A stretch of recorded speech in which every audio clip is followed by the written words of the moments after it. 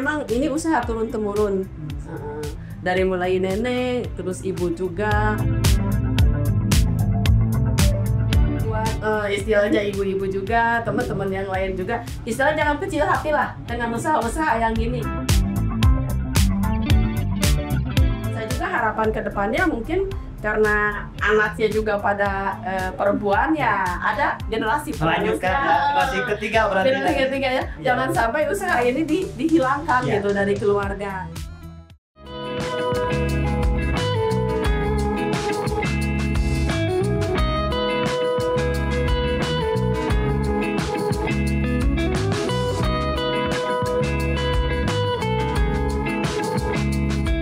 Assalamualaikum warahmatullahi wabarakatuh.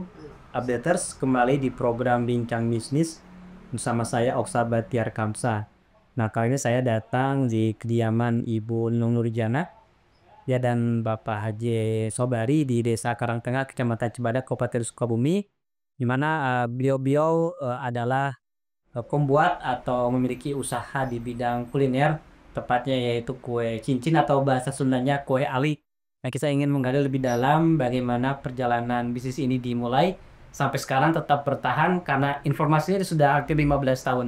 Ya, saya ingin banyak bertanya kepada Ibu Nunung, nanti mungkin bisa cerita Ibu ya. Iya. Bagaimana ini berawal sampai sekarang tetap bisa bertahan di tengah banyaknya proses digital dan segala macam lah untuk kue-kue baru.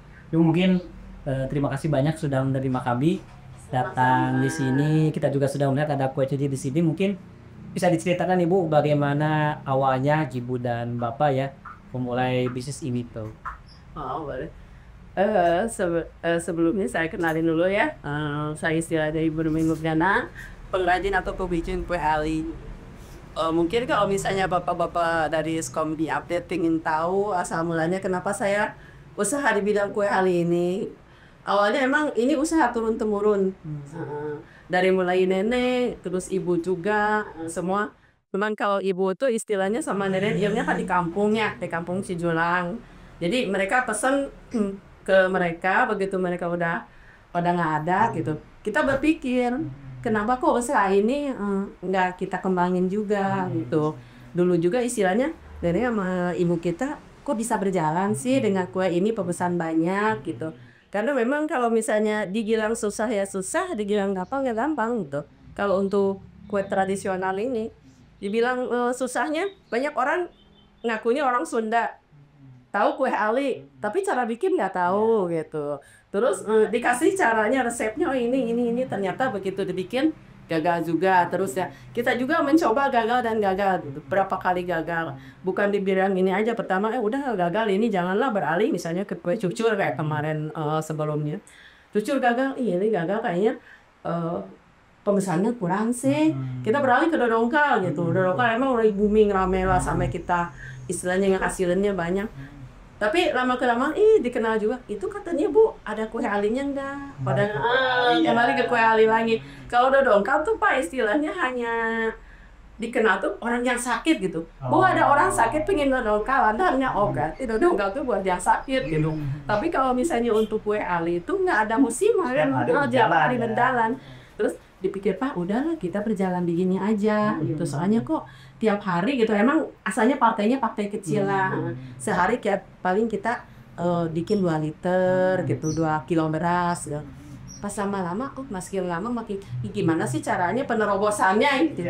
Biar orang tuh pada tahu gitu Pak di sini tuh. Hanya kita pikir lah gitu. Terus ada roda khusus kue ali. Dibikin juga pang-pangan. Oh ini penerima pesanan siap saji kue ali anget gitu kan. Jadi orang tuh tertarik dari istilahnya satu orang, terus dari mulut ke mulut sampai istilahnya dibukain lah di Google Map di apa gitu. Cuman kita belum nyoba sih, pernah coba kita juga buat online. Cuman pas dipikir nggak kejar juga. Kalau misalnya ada orang pesen daerah Cibolang cuma 10.000. Belum waktu yang di sini pesanan banyak ke kita, soalnya kita yang kerja cuma berdua gitu. Bukannya nggak mau ngangkat kerja yang lain, emang prosesnya masih partai kecil. Terus orang juga kayaknya asalnya ngeliriknya sebelah mata si kue ali gitu.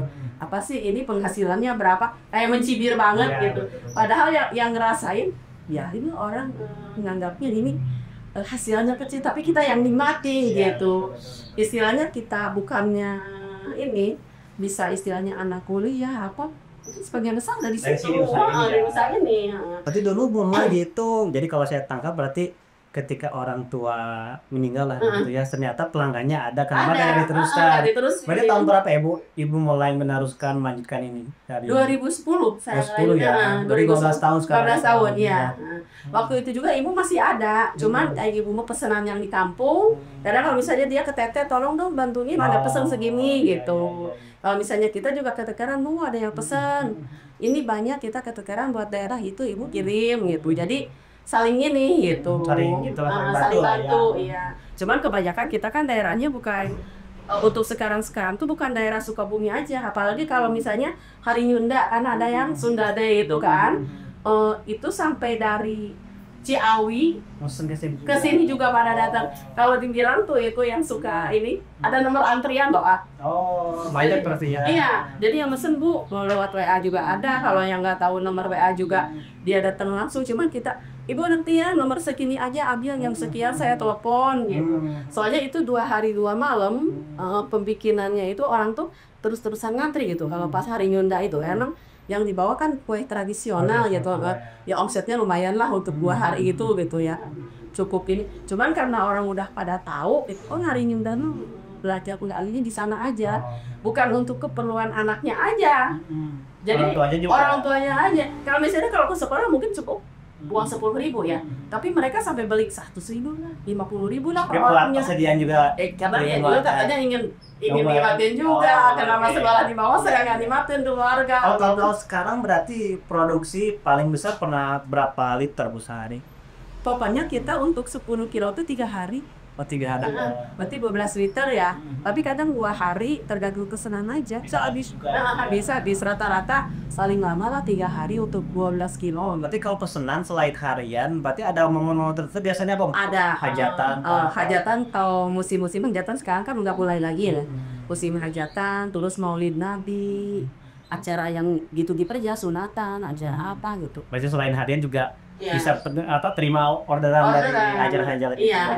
Cuman kebanyakan sekarang tuh mereka yang kalau habis lebaran gini ya, momen lebaran, mereka kan berkunjung nih lebaran ke saudara-saudaranya, ada yang dari Palembang, Kalimantan. Oleh-oleh juga ya. Jawa. Jadi pas begitu dia pulang malah minta dikemas, minta dikirim keluar daerah tuh.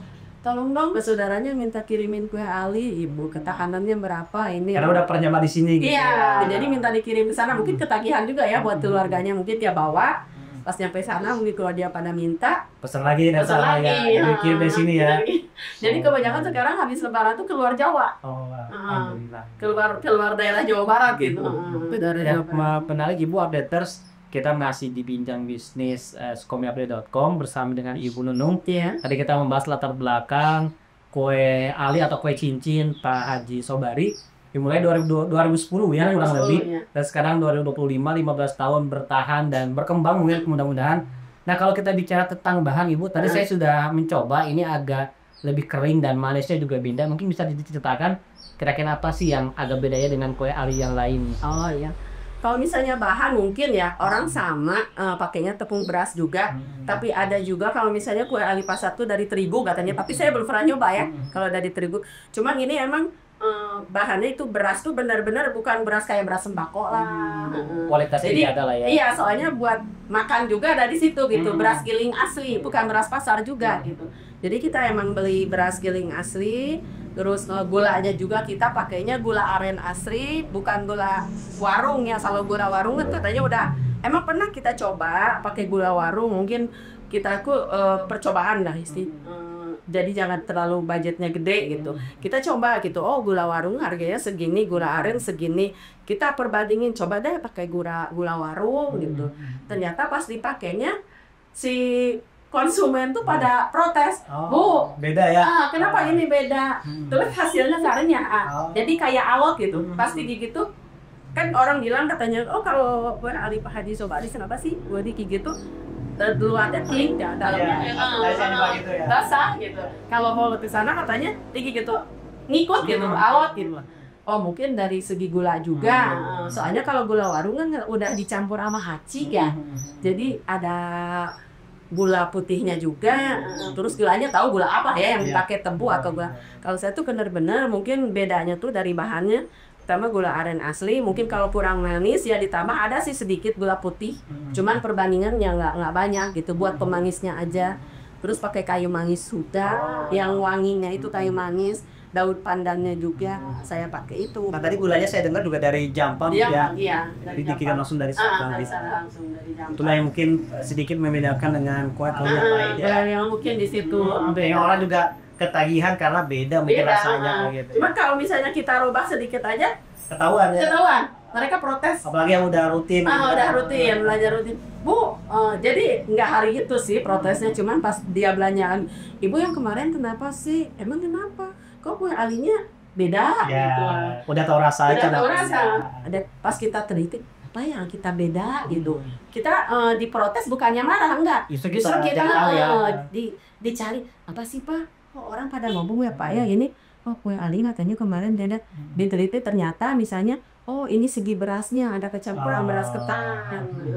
Kalau ngegiling di orang kan mungkin ada bekas gilingan beras ketan ya. Masukin punya kita gitu. Jadi lengketnya campur. Makanya diusahain kita punya gilingan sendiri. Mungkin itu juga jadi salah satu kunci 15 tahun bertabur.